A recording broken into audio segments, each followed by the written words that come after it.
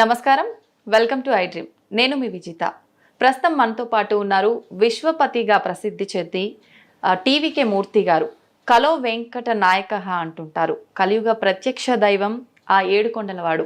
అయితే కలియుగంలో ఆ ఏడుకొండలవాడి లీలలు ఏ విధంగా ఉన్నాయి అనేది మనకు ఆయన మాటల ద్వారా, ఆయన పుస్తకాల రూపంలో ఎన్నో పుస్తకాలు రాసి ఎన్నో భాషల్లో రాసి మనందరికీ తెలియజేస్తున్నారు. ఇప్పుడు గురుగారితో మాట్లాడి వాటికి సంబంధించిన విషయాలన్నింటినీ క్లియర్గా తెలుసుకుందాం. నమస్కారం గురుగారు. నమస్కారం తల్లి. అయితే గురుగారు, మనం అక్కడ తిరుపతికి వెళ్ళిన తర్వాత దేవుణ్ణి దర్శించుకునే విధానం కూడా రాంగు, వేరే విధానం ఉంది అని చెప్పి నేను కొంతమంది ద్వారా విన్నాను. అసలు నిజంగా దర్శించుకునే విధానం ఏ విధంగా ఉండాలి గురుగారు? అంటే విధానం రాంగ్ అని కాదు, ఒక్కొక్క క్షేత్రానికి ఒక్కొక్క విశిష్టత ఉంటుంది అనమాట. ఏ విధంగా అని చెప్పేసి యాక్చువల్గా మనం ఒకటి తల్లి ఏంటంటే, ఇప్పుడు మనం అనుకుంటాం తిరుపతి వెళ్తున్నాం, కొంతమంది నాదో చాలా గొప్పగా చెప్పుకుంటారు, మేము 40 సార్లు వెళ్ళామండి, మేము 60 సార్లు వెళ్ళామండి అని ఉంటారు.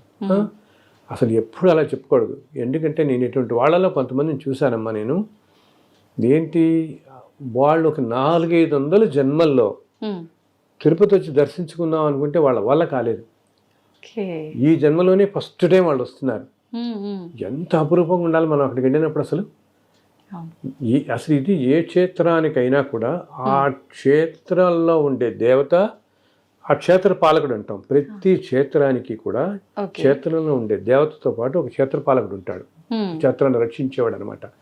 ఓకే, వీళ్ళిద్దరు పర్మిషన్ లేకపోతే మనం ఎంటర్ కాలేము. మనం అనుకుంటే ఎందుకు వెళ్ళాం, టికెట్ కొనుక్కొని వెళ్ళిపోతాం. కానీ నేను ఎంతో మందిని చూస్తాను ఇన్ని సంవత్సరాలుగా. వెళదాం అనుకుంటూ ఏంటి పెద్ద పెద్ద అథారిటీలో ఉన్నవాళ్ళు, పెద్ద పెద్ద పొజిషన్స్లో ఉన్నవాళ్ళు కూడా సాధ్యమైతే కాదు, ఏదో విధంగా సంవత్సరాలు అయిపోతుంది. సో అక్కడికి రావటం, అందులో ఇలా మనం వెళుతున్న వాళ్ళం ఏంటి, ఎంతో పుణ్యం చేసుకున్న వాళ్ళం అనమాట. ఓకే, మనం అనుకుంటున్న తేలిగ్గా పెడుతున్నాం కదా, అంత తేలిక కాదు అది. అక్కడ అడుగు పెట్టాలంటే ఒకటేమో వెంకటేశ్వర స్వామి వారి పిలుపు ఉండాలి, ఇంకోటి ఏంటి, ఈ క్షేత్ర పాలకుడు, ఈ క్షేత్రానికి, తిరుమల క్షేత్రానికి పాలకుడు ఎవరో తెలుసా? శివుడు. మన వాళ్ళందరూ అంటారు అసలు శివకేశవులకి భేదం లేదంటే ఇక్కడే అనమాట.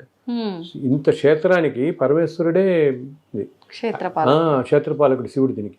సో వాళ్ళిద్దరు పర్మిషన్ కనుక మనకి లేకపోతే మనం అడుగుపెట్టలేం ఆ క్షేత్రంలోకి. సో అటువంటి క్షేత్రానికి మనం ఎప్పుడైతే వెళుతున్నామో దర్శనానికి, ఇంత అదృష్టంగా భావించి అక్కడ అట్లీస్ట్ ఆ కొండ మీద ఉన్నంత కాలమైనా మనం వేరే ఆలోచనలు రానియకుండా, ఇప్పుడు అక్కడికి వెళ్ళిన తర్వాత ఏదో పాలిటిక్స్ గురించి మాట్లాడతారు, ఈ వ్యవహారిక విషయాలు ఇవన్నీ నీకు ఉండే అక్కడ ఒక్కరోజు అంటే, మనం బతికే 60-70 సంవత్సరాల్లో ఒక్కరోజు అనేది ఎంత తక్కువ టైం తల్లి. ఆ టైంలో నా స్వామి దర్శనం అంతే. అండ్ ఆ కొండ ఏంటి సామాన్యమైంది కాదు. ఇన్ని సంవత్సరాలుగా ఎంతోమంది దేవతలు, ఎంతోమంది మహర్షులు నడిచిన ప్రదేశం. మనం అలిపి నుంచి నడిచెక్కుతాము, ఆరిపోని కొండ మీద ఎక్కేసి, మామూలుగా బస్సులో వెళ్ళినా కొండ మీద ఎక్కామని కొండ మీద తిరుగుతుంటాం కదా, తిరుగుతుంటే తిరిగిన ప్రదేశం నేల, భూమి అదే. ఇన్ని కోట్ల సంవత్సరాలు అవని భూమి అదే కదా. సో ఆ భూమికి ఉండే పవర్ అలా ఉంటుంది. ఏంటి, దేవతలు నడిచింది, ఒక అన్నమయ్య తెలుసు కదా మనకి, అన్నమయ్య నడిచింది. వీళ్ళందరూ మహాపురుషులు అంతా వెళ్ళి నడిచిన ప్రదేశం అది. సో ఆ ప్రదేశానికే చాలా పవర్ ఉంటుంది. సో ఇంత పవర్ ఉన్న ప్రదేశంలో మనం అందుకనే చూడండి, మామూలుగా ఎంతో బద్ధకం చేసేవాళ్ళు కూడా అనుకోకుండా నడిచెక్కేస్తారు వాళ్ళు కొనుక్కుని. అండ్ పైన ఎక్కిన తర్వాత కూడా మనకి అన్ని గంటల క్యూలీలోనూ మనకి అసలు తెలియదు. బికాస్ ఆ ప్రదేశానికి ఉండే శక్తి, అంత శక్తి అనమాట, అంత పవర్ ఉంటుంది. సో అటువంటి క్షేత్రంలో మనం ఉన్నప్పుడు ఏంటి, ఎప్పుడు భగవంతుడి దగ్గరికి వచ్చామో అదే ఆలోచనలోనే పెట్టుకోవాలి, వేరే ఆలోచనలు పెట్టుకోకుండా. అండ్ తిరుమలలో ఏంటంటే ఒక సాంప్రదాయం వస్తుంది. ఏమిటంటే మొట్టమొదట స్వామి పుష్కరిణిలో స్నానం చేయాలి. పుష్కరిణిలో స్నానం చేసి వరాహస్వామిని దర్శించుకుని, ఎదురుకుండా వరాహస్వామి ఆలయం ఉంటుంది, వరాహస్వామిని దర్శించుకుని తర్వాత స్వామివారిని దర్శించుకోవాలి. ఇది యాక్చువల్ సాంప్రదాయం అనమాట. ఈ 3 ఇలా చేయాలి. ఇలా చేస్తే ఆ యాత్ర మనకి అక్కడితో సఫలీకృతం అయినట్టు. అలాగే కొండ మీద ఎంత పవర్ఫుల్, ఇప్పుడు నీకు అంతగా పుష్కరిణిలో స్నానం చేసేంత టైము, ఓపిక లేదని కనీసం వెళ్ళి 4 నీళ్ళని చల్లుకోండి. ఎందుకంటే తల్లి, ఆ పుష్కరిణిలో ప్రతి సంవత్సరం ఒకరోజు 3 తీర్థాలు, ఈ ప్రపంచంలో ఉన్న అన్ని తీర్థాలు, అన్ని నదులు, అన్ని సముద్రాలు అన్నీ కూడా ఒకరోజు వచ్చి ఆ పుష్కరంలో కలుస్తాయి. మొత్తం అన్నమాట. ఎందుకు కలుస్తాయి తెలుసా?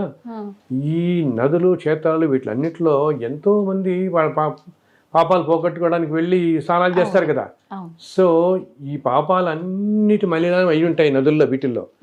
ఈ మలినం తొలగడం కోసం అవన్నీ వచ్చి ఒక రోజున దీంట్లో కలుస్తాయి ఒక రోజు.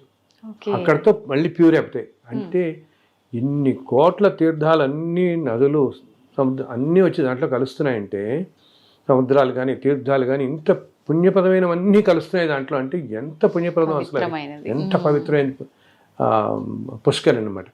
అందుకని పాతకాలంలో అందరూ పుష్కరంలో స్నానం చేసేవాళ్ళు. ఇప్పుడు ఏంటి హడావిడి స్పీడ్ అయిపోయి వెళ్ళిపోతున్నారు. కనీసం మీకు ఏమాత్రం వీలున్నా పుష్కరంలో స్నానం చేసి చక్కగా అసలు సర్వ రోగాలను పోతాయి తల్లి. అంత పవిత్రమైన నీరు అనమాట. అంతేకాకుండా ఇంకోటి ఏంటంటే, వైకుంఠంలో విరజా నది అని ప్రవహిస్తూ ఉంటుంది. వైకుంఠంలో మాత్రమే, భూమి మీద ఉండదు. ఆ వైకుంఠంలో ఉండే విరజా నది ఇక్కడ తిరుమలలో స్వామివారి పాదాల కింద ప్రవహిస్తూ ఉంటుంది, అంతర్వాహిని లాగా కొండల్లో.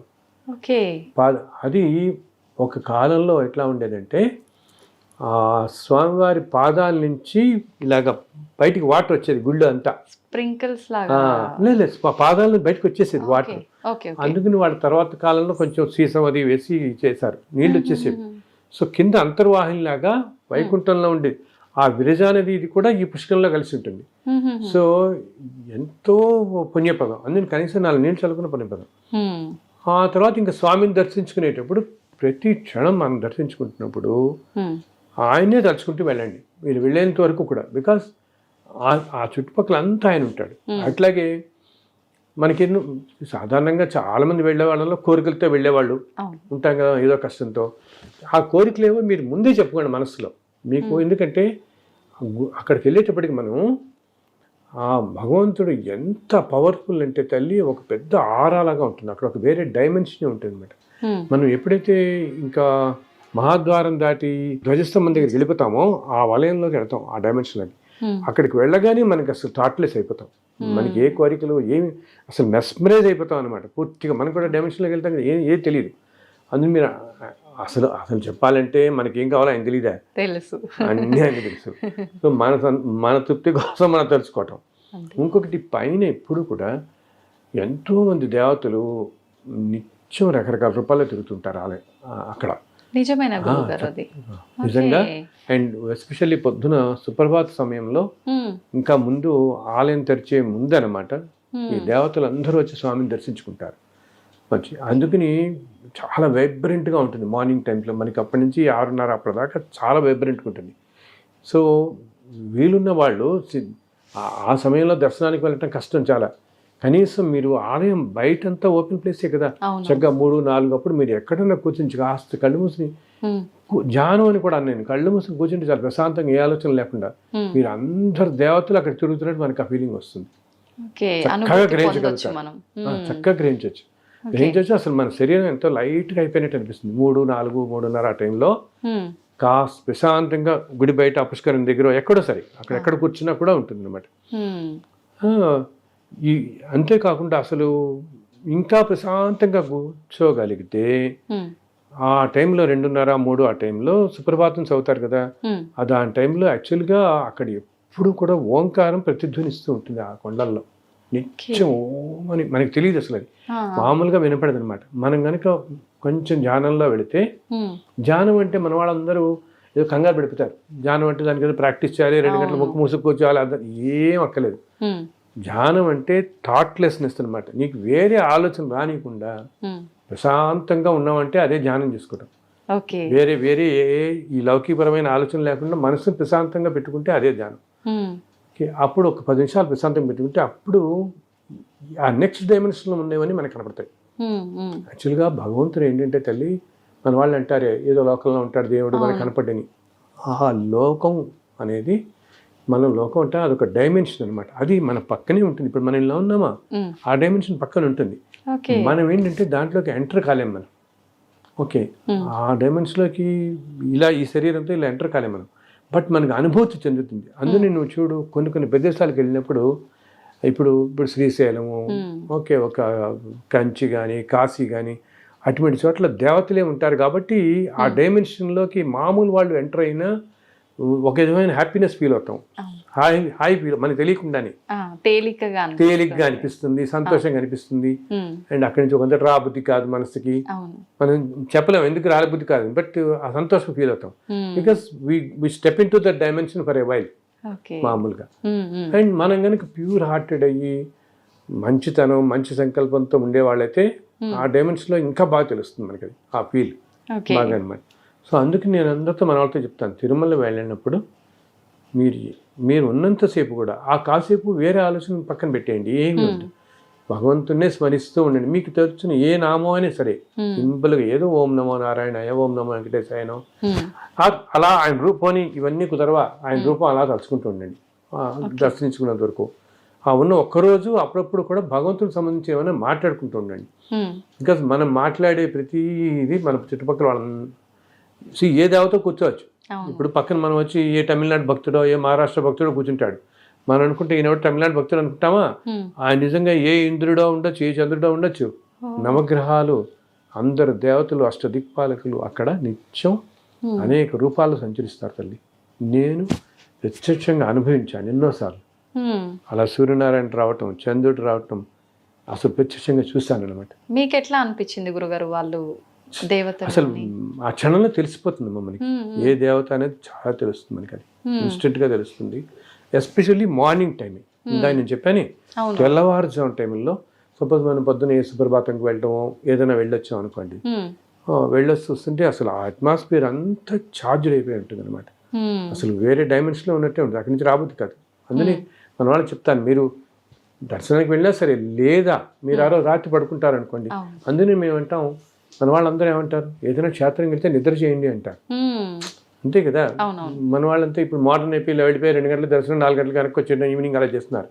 అసలు అప్పుడు నీకేంటంటే ఓకే ఫలితం సంగతి వదిలిపెట్టి ఒక క్షేత్రంలో నిద్ర చేయమని అనేది, ఎందుకంటే అక్కడ ఉండే పాజిటివ్ ఎనర్జీ మనం తీసుకోగలుగుతాం. రాత్రి వేళల్లో అందరు దేవతలు వస్తారు ఆ క్షేత్రాలకి, అలా ఉన్నప్పుడు మన శరీరంలో ఉండే అనారోగ్యాలన్నీ పోతాయి.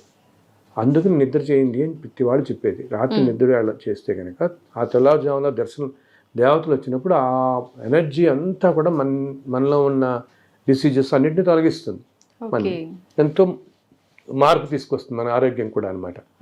అదైన తర్వాత అందుకని ఉన్నంతసేపు ఇంకోటి ఏంటి, ఓకే జనరల్ మాటలు కబుర్లు ఇవన్నీ వదిలే.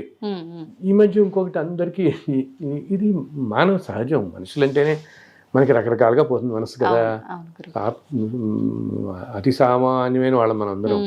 సో ప్రతి వాళ్ళకి ఏం పోతుంది అడిగాలి, కానీ ఇంకా వాళ్ళకి ఎవరికో బ్రేక్ దొరికింది, నాకు ఇది దొరకలేదు, లేకపోతే ఆయన ఎవరో ఉన్నాడు, ఆయన ఇన్ని అన్యాయాలు చేస్తాడు, ఆయన ఈ పొజిషన్లో ఉన్నాడు, వీళ్ళు ఏదో అవుతారు, ఇంకెవరో అన్యాయం చేశారు, వీళ్ళు ఏదో బోర్డు మెంబర్ అయిపోయారో ఇంకేదో అయిపోయారో, లేకపోతే ఇటువంటివన్నీ అనుకుంటారు వీళ్ళు. అసలు ఎవ్వరి గురించి జడ్జిమెంటల్గా ఉండద్దు. నేను చెప్తాను, మనకి ఇదంతా అనవసరం. వాళ్ళు ఎవరో ఉన్నారా, వీళ్ళు ఇట్లా ఉన్నారా, లేకపోతే ఇదంతా ఇప్పుడు ఇమర్జెంట్ అంటున్నారు సార్ అంతా కమర్షియల్ అయిపోయింది సార్, ఈ కమర్షియల్ అయిపోయిందా అది అయిపోయింది, ఇదంతా మనకి అనవసరం. ఈయన కోట్ల సంవత్సరాల నుంచి ఉన్నాడే, ఎన్ని సంవత్సరాల్లో ఎటువంటి సంస్కృతుల్లో ఉన్నాయో ఎవరు వచ్చి, శ్రీకృష్ణదేవరాయలు వచ్చేవాడు, శ్రీకృష్ణదేవరాయలు వచ్చేటప్పుడు తల్లి ఒక ఫ్రెంచ్ ట్రావెలర్ అనమాట ఆయన. ఆ టైంలో వచ్చి కృష్ణదేవరాయలు 7 సార్లు తిరుమల దర్శించుకున్నాడు. ఆయన వచ్చినప్పుడు కొండ మీదకి తెలుసా 10,000 గుర్రాలు వచ్చేవి.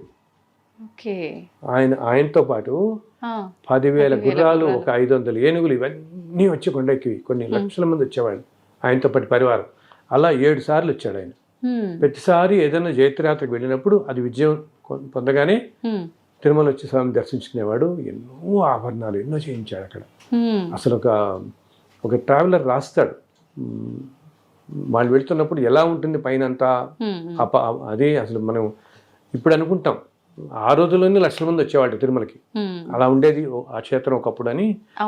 బుక్ లో ద లిజెండ్ ది ఇండియా అని చెప్పి ఒక బుక్ రాస్తాడు అతను, ఒక ఆయన. ఇప్పుడు 1700-1800లో అయింది, తర్వాత ఆ మధ్య ప్రింట్ అయింది అది. అక్కడ ఆ మ్యాన్స్క్రిప్ట్ ఇలా ఉండిపోయింది ఎప్పుడుదో. ఓకే చాలా చాలా విశేషాలు రాస్తాడు తిరుమల గురించి దాంట్లో. సో నేను చెప్తున్నానంటే ఇది కాలక్రమంలో రకరకాలు వస్తాయి. ఇప్పుడు ఇందాకేం చెప్పాను, అసలు 400-500 సంవత్సరం మధ్యలో కొంతకాలం రోజుకు 100 మంది ఉండేవాళ్ళు అంతే. అసలు తిరుమల ఆలయంకి, బికాజ్ అంత అడవి కదా, అవును. అప్పుడు తిరుపతి లేదు, ఇవి ఏమీ లేవు ఇవన్నీ కూడా. సో ఆలయం అడవి నుంచి వెళ్ళడానికి చాలా కష్టం కాబట్టి ఒక 100 మంది పోగైతే ఈ 100 మంది నడుచుకుంటూ వెళ్ళి దర్శనం చేసుకుని వచ్చేసేవారు. అర్చకులు కూడా ఏమిటి, పొద్దున 9 అలా వెళ్ళి సుప్రభాతం చేసి ఆలయాలు తెరిచి మళ్ళీ 4 గంటల కింద దిగిపోయేవాళ్ళు. ఓకే. చాలా కాలం క్రితం అలాగే జరిగేది. అసలు పైన ఊరు అనేది లేదు. ఓకే. ఓకే. తర్వాత వచ్చాయి. సో ఆ తర్వాత ఏమైంది, ఇంకా బ్రిటిష్ వాళ్ళు రావడం, చెప్పాను అప్పుడు మహంతులు వాళ్ళ పరిపాలనలో ఉంది, ఓకే. ఎన్నో జరిగాయి. అలాగే ఇప్పుడు ఇంకొకటి, ఇప్పుడు పరిపాలన జరుగుతుంటుంది, రేపు ఇంకొకటి ఉంటుంది. మనకి కావాల్సింది ఈ చుట్టుపక్కల ఇవన్నీ మారిపోతుంటాయి. నేను ఏమన్నాను, ఇవన్నీ మొదట్లో పొలాల మధ్య ఉండేది కూడా అన్నాను, ఊహించుకోలేం మనం. ఆ పొలాల తర్వాత ఏమైంది, చుట్టూత తోటలు ఉండేవి, బ్రహ్మాండమైన గార్డెన్స్ అన్నమాట, ఫ్లవర్ గార్డెన్స్. యాక్చువల్లీ తిరుమల పేరే పుష్ప మండపం అంటారు తిరుమలని. ఎందుకంటే అంత ఆయనకి పుష్పాలంకార ప్రియుడు, విష్ణు పుష్ప ప్రియుడు అంటాం కదా మనం, ఈయన అభిషేక ప్రియుడు, శివుడు పుష్ప ప్రియుడు. సో అందుకని ఎంతో మంది జమీందారులు పైన ఎన్నో తోటలు పెట్టారు. అన్ని ఇప్పుడున్న గెస్ట్ హౌస్లు ఉన్న చోట్ల అన్ని తోటలే. అందుకనే వాటిని ఇప్పుడు మనం రామ్ బగీచా అని ఎదుర్కొన్నా వింటామా. యాక్చువల్లీ రామ్ బగీచా అంటే తోట అనమాట. ఒకప్పుడు అక్కడ ఒక ఆయన కట్టించిన నార్త్ ఇండియన్స్ పెట్టిన ఒక పెద్ద తోట ఉండేది. సో అందులో దాన్ని రామ్ బగీచా అనేవారు. అలా రకరకాల అన్ని పైన ఆ గెస్ట్ హౌస్ ఉన్న పేర్లు కొన్ని అలాగే ఉంచారు. ఈ కాట, ఈ మండపం, ఇవన్నీ అనమాట, ఈ పూలు తోటలన్నీ ఉండేవి, వాటి మధ్యలో ఉండేవాడు. అలా ఇప్పుడు ఇలా వచ్చింది. సో మనం ఇవన్నీ పట్టించుకోకూడదు. ఇప్పుడు రేపు పొద్దున కొన్ని వేల సంవత్సరాలు అయ్యేటప్పుడు ఇంకోటి ఏదో మారిపోతుంది, ఈ సంస్కృతులు మారిపోవడంతో ఇవన్నీ. బట్ లోపల ఆయన మాత్రం ఒకటే కదా, ఆయన అలాగే ఉంటాడు. ఆయన వీటన్నిటికీ చిద్విలాసంగా ఉంటాడు. ఆయనకి ఇది ఏమీ పట్టదు. ఓకే, ఇది ఇలా జరుగుతుంది, నన్ను ఇమ్మ జరుగుతున్నారు, ఆయన ఇంత అధర్మాలు జరుగుతున్నాయి, ఇన్యాయాలు జరుగుతున్నాయి, ఆయన ఏం చేయడంటే ఇది కాల ప్రవాహంలో ఎప్పుడూ రకరకాలుగా, కొంతకాలం ఇలా ఉంటుంది, కొంతకాలం ఇలా వెళ్తుంది, ఎన్నెన్నో అవుతుంటాయి. అన్నిటికీ సాక్షిభూతుడు ఆయన చూస్తుంటాడు. అది ఈ అధర్మాలు ఇవన్నీ మనం చేసుకునేవి కదా. సో మనం అక్కడికి, అంతేగాని ఆయనేం కావాలని ప్రకృతి విపత్తులో ఆయన ఏదో సృష్టించాడు. మనుషులే అధర్మంగా వెళ్ళిపోయి అడవులు కొట్టేసి నేచర్ అంతా ఇలా నాశనం చేసి ఇలా తెచ్చుకుంటున్నారు, కానీ ఆయన ఏం చేస్తాడు, ఆయన చేయడు. దానివల్ల వస్తున్నాయి ఇవన్నీ చెప్తే. సో లోపల ఉండేది ఆయన మాత్రం సిద్ధిలేసి ఉంటాడు. మనం వెళ్ళిన భక్తులు ఈ డైవర్షన్స్కి లోన్ కావద్దు అని చెప్తాను నేను. వీటికి లోన్ కాకుండా జస్ట్ చక్కగా వెళ్ళి ఆయన దర్శించుకోండి, ఉన్నంతసేపు స్వామిని ఆరాధించండి, 4 మంచి మాటలు చెప్పుకోండి, రండి. ఇవేమి ఈ చుట్టుపక్కల పరిస్థితుల గురించి ఆలోచించండి.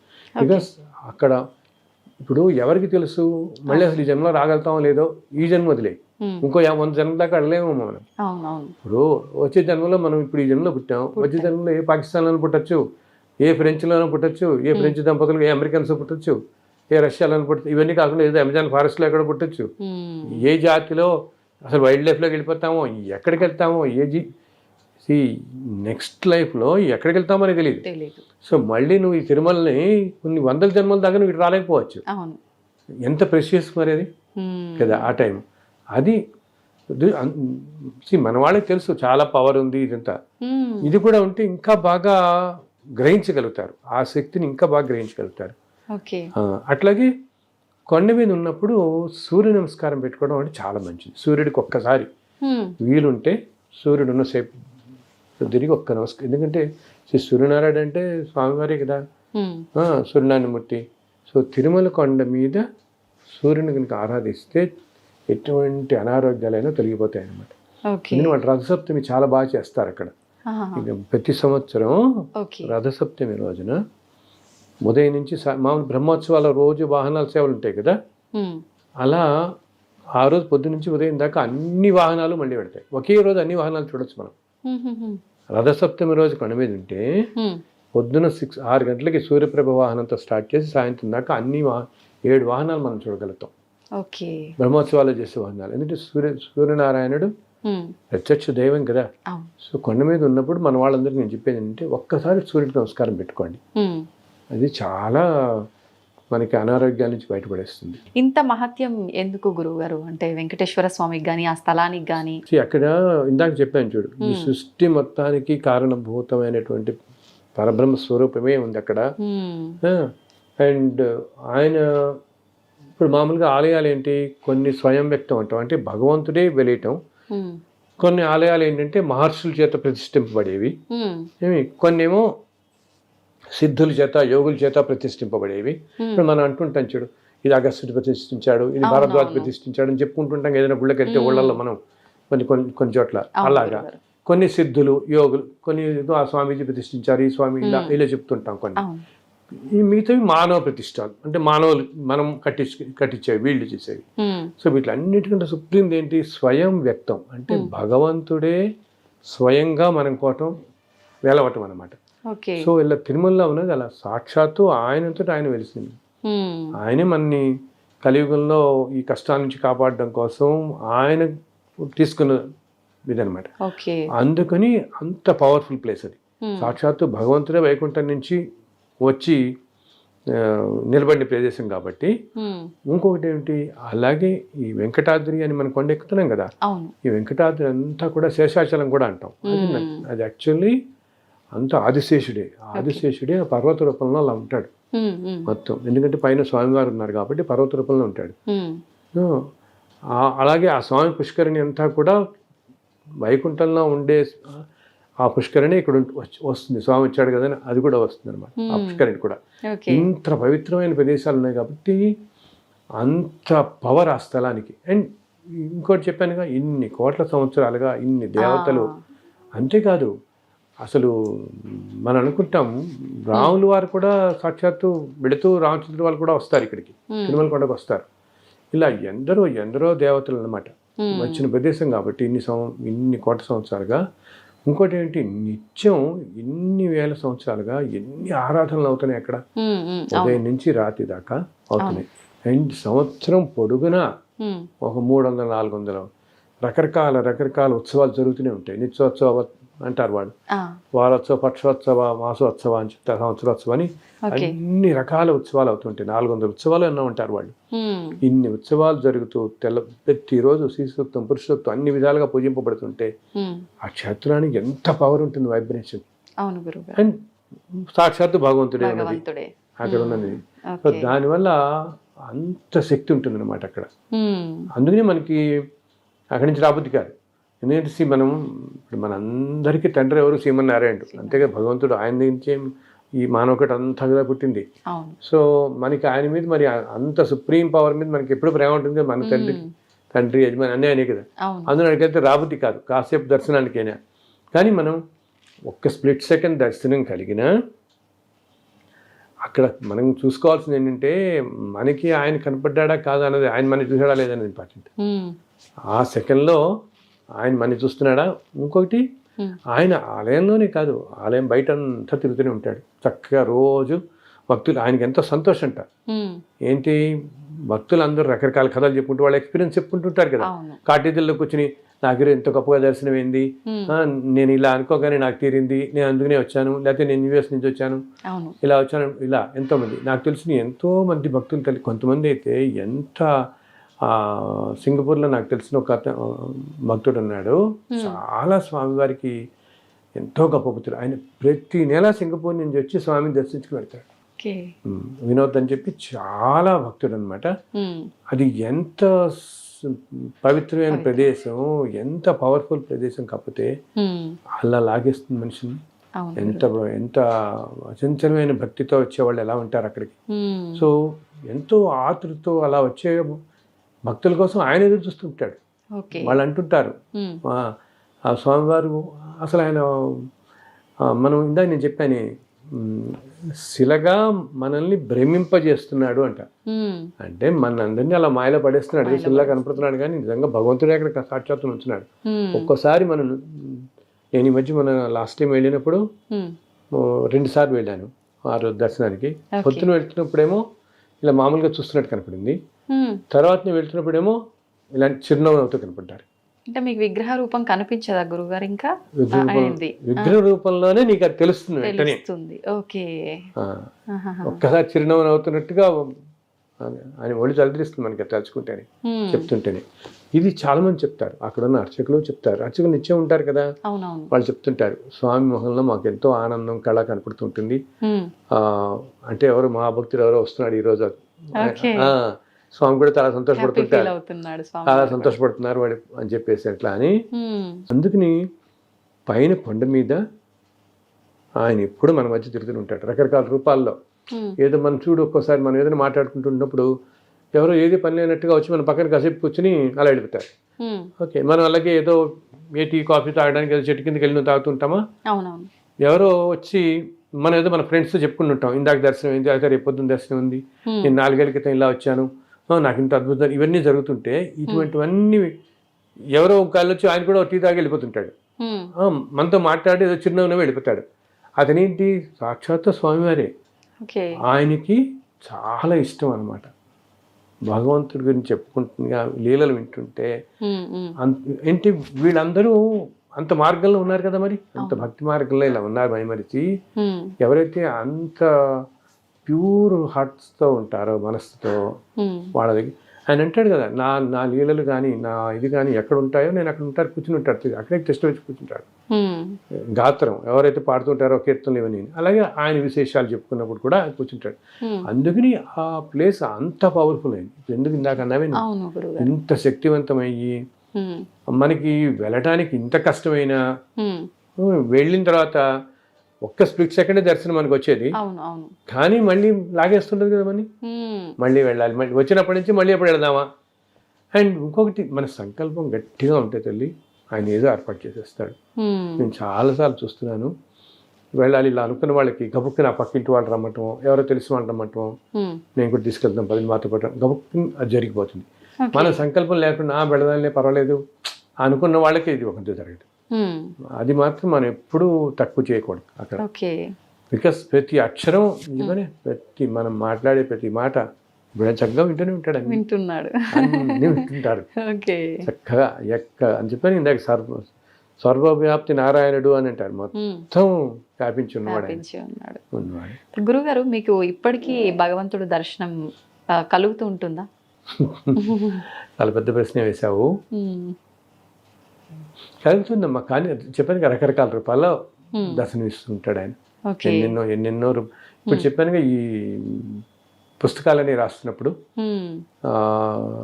శ్రీకృష్ణుడు మీద రాసినప్పుడు, లక్ష్మీనరసింహస్వామి మీద రాసినప్పుడు, అమ్మవారి మీద, శివుడి మీద, రాముల వారి మీద, రాముల వారి మీద రాసినప్పుడైతే అసలు రాయక ముందే నాకు ఓ రోజు రామచంద్రుల వారు, ఆంజనేయుడు అలా వచ్చి దర్శనం ఇచ్చారు నాకు. ఆ తర్వాత నేను రామరక్షావతం అని ఒక బుక్ రాశాను అనమాట. సో ఎన్నోసార్లు ఎన్నో రూపాల్లో తెలుస్తుంది.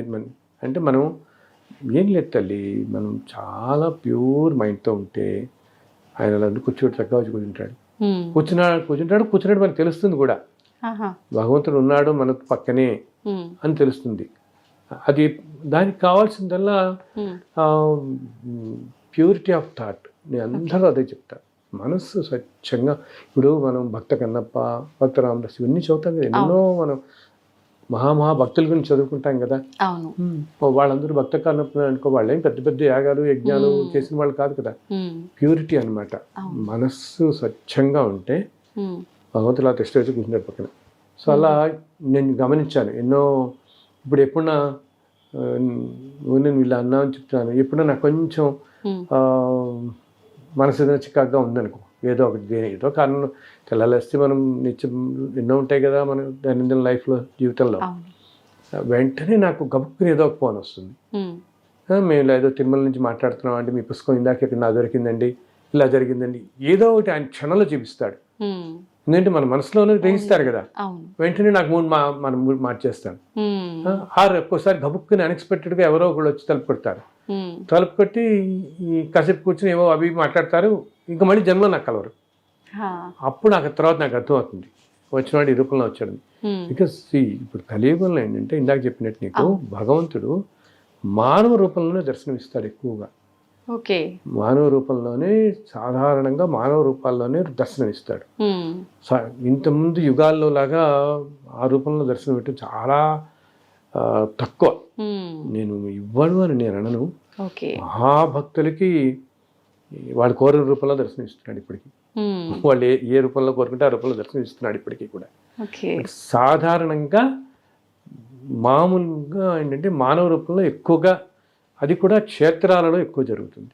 ఉహు. ఎక్కువ క్షేత్రాల్లో ఇప్పుడు మనం ఇందాకంటే ఒక భద్రాచలం వెళ్ళినా, ఒక కాశీ వెళ్ళినా, శ్రీరంగం వెళ్ళినా, అటువంటి చోట్ల మనం ఇంత ఆర్తిగా ఉంటే ఉమ్. ప్రతి వాళ్ళకి ఉంటుంది. నాకు భగవద్గీత నన్ను అడిగేవాడలో వచ్చి అడిగే క్వశ్చన్స్లో చాలామంది అడిగే ఫస్ట్ క్వశ్చన్ ఇది, ఉమ్. మాకు భగవద్ దర్శనం ఎప్పుడు అవుతుందండి అంటుంటారు. ఆ. రెండో క్వశ్చన్ ఏమో మాకు మోక్షం ఎప్పుడు వస్తుంది అంటారు. నేను భగవంతుడి దర్శనం నేను చెప్తాను ఇట్లాగే, ఆయన మీరు ఆర్తిగా చక్కగా ఉంటే తప్పకుండా ఆయన ఇస్తాడు, ఉమ్. తప్పకుండా కనపడుతుంది అని మీకు తెలుస్తుంది కూడా. ఇప్పుడు ఒకటి ఏంటి, ఉమ్. మనకి దర్శనం అవ్వటం ఒకటి, తెలవటం ఒకటి. ఇప్పుడు తెలియకుండా వెళ్తే మనకి ఆ తృప్తి ఉండదు కదా, మళ్ళీ ఉండదు కదా, అనుభూతి చెందాలి, అనుభూతి కూడా చెందాలి కదా. సో అది కూడా జరుగుతుంది. అది కూడా మనం ఎప్పుడైతే అంత ఆర్తిగా ఉన్నామో దర్శనం ఇవ్వటమే కాకుండా వచ్చింది పరమేశ్వరుడే వచ్చాడు ఈ రూపంలో అని మనకి తక్కువని అర్థమవుతుంది కూడా. కాసేపటికైనా ఆయన విడిపోయిన తర్వాత మనకి తప్పకుండా అర్థమవుతుంది, ఇస్తాడు. మోక్షం అని అంటారా, ఈ మోక్షం రావాలంటే ఇందా చెప్పానే కొన్ని వందల జన్మల్లో వీటిలో అన్నిటికీ డిటాచ్డ్గా ఉంటూ ధర్మంగా విడిపోతుంటే అప్పుడు దగ్గర అవుతూ ఉంటాం మోక్షానికి. మనం చేసే పనులపైన ఆధారపడి ఉంటుంది, కానీ మనం చేసే పనులపైనే, మన ఆలోచన, మనం చేసే పనులపైన. అందరు మంచి కోరుకుంటూ మంచితనం చూస్తూ దేనికి జడ్జిమెంటల్గా ఉండకూడదు. వీడు ఇట్లా ఎందుకున్నాడు, వాడు ఎట్లా ఎందుకున్నాడు, వీడు నన్ను ఇలా ఎందుకు అనుకున్నాడు, ఇది ఇలా ఎందుకు జరిగింది, అవి ఎలా ఏవి ఎందుకు ఎలా జరుగుతున్నాయి అనేది మనకి కారణం దేనికి మనకి తెలియదు. ఈ కారణాలన్నీ కూడా ఏదో జన్మల నుంచి ఇన్ని జన్మల్లో వస్తుంటే ఏ జన్మలో వాళ్ళు ఏం చేసుకున్నారో మనం ఏం చేసుకున్నామో వీటన్నిటికీ కారణం ఏమిటనేది తెలియదు. అందుకని మనం ఎవరిని జడ్జ్ చేయకూడదు. అసలు ఏం మనకి ఏదైనా కష్టం అని కలిగినా ఏమో మన జన్మ మనం ఏదో చేసుకున్నదని మనకు కష్టం కలిగింది అనుకోవటం, నాయన ఇది తట్టుకునే శక్తి అంటాం వాళ్ళని. ఇందాక చెప్పాను కదా, నలుగురికి తోచినంతలో సహాయం చేయటం, అది కాపాడినట్టు ఏది కాపాడుతుంది అందరూ. అది కూడా ఏంటి, నీకు ఏముండక్కర్లేదు. నీకు సపోజ్ ఏదో 5,000 జీతం వస్తున్నావు అంటారు నెలకి, పాపం అతి సామాన్యులు. వాళ్ళు ఏదో ఒక 50 రూపాయలు పాపం అలా వెళ్తున్నప్పుడు 20 రూపాయలు 30 రూపాయలు చేయండి వాళ్ళకి. ఆర్తితో మనం చేస్తుంటే దాన్ని చక్కగా భగవంతుడే స్వీకరిస్తాడు. మనం అనుకుంటున్నాం ఎవరికో ఇస్తున్నాం అని, కానీ అది భగవంతుడికి వెళుతుంది చక్కగా ఆ దానం. ఆయన చక్కగా చేసి అంతేగాని అహంకారంతో చేయకూడదు. నాకు 100 కోట్లు ఉన్నాయి, పర్లేదు ఇంకో 10 కోట్లు ఇస్తానని అనుకుంటే దానికి ఏ ఫలితం రాదు మనకి. అది అహంకారంతో చేయకూడదు. అహంకారంతో చేయకుండా నాయన అసలు మనకు తెలియకూడదు, సమర్పిస్తున్నట్టు కూడా మనం అనుకోకూడదు, మనం చేస్తున్నాం అని కూడా.